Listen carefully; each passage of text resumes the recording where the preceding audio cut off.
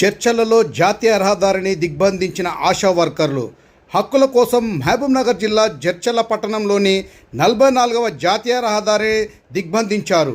ఉమ్మడి మహబూబ్నగర్ జిల్లా వ్యాప్తంగా ఆశా వర్కర్లు ఒక్కసారిగా జాతీయ రహదారిపైకి రావడంతో కిలోమీటర్ల మేరకు ట్రాఫిక్ జామ్ అయింది.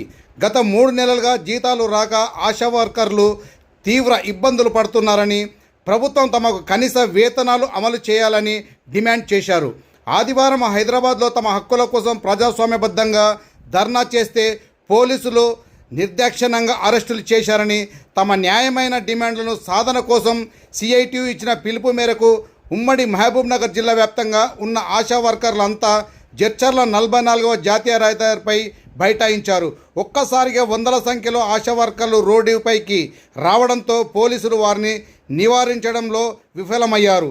దాదాపు గంటన్నర సేపు జాతీయ రహదారి దిగ్బంధం చేయడంతో 10 కిలోమీటర్ల ట్రాఫిక్ జామ్ కావడంతో ప్రయాణికులు చాలా తీవ్ర ఇబ్బందులకు గురయ్యారు.